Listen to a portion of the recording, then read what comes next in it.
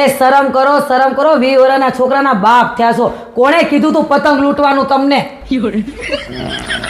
વાલી આ નાનપણથી જે ઓલો પતંગ લૂંટણીઓ પણમાં ગળી ગયો છે ને એ તો હવે મારા સુધી જાહે નહીં. ઓલું કહેવાય ને કે પ્રાણ જાય પણ પતંગ લૂંટણીઓ ન જાય. હવે હાથ પગ ભાંગ્યા છે ને તો સાનમુના સોફા ઉપર પડ્યા રહેજો.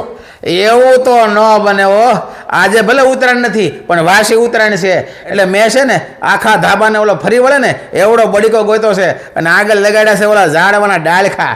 એટલે આમ પતંગ એક ધાબાની ફરતી કોઈથી જાવો ન જોઈ.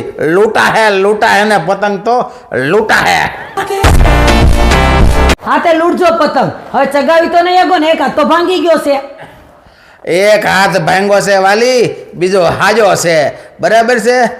એક ટીસ્કો મારું ને તોય પતંગ સગી જાય હો.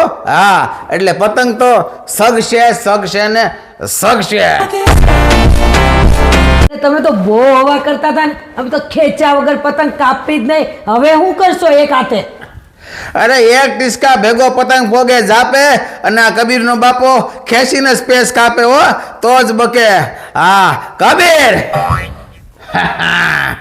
જોઈ લે બાપ દીકરાના ભડાકા.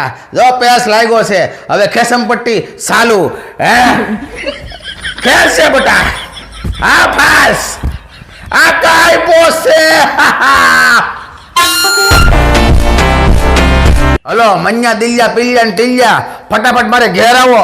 આ કોને ફોન કરો છો? કોને ફોન કરો એટલે મારા દોસ્તારોને બોલાવું છું. આ હાથ પગ ભાંગી ગયા છે. આ ધાબે સડી કેમ બધા મને ઉસકશે અને ધાબે પોગાડશે.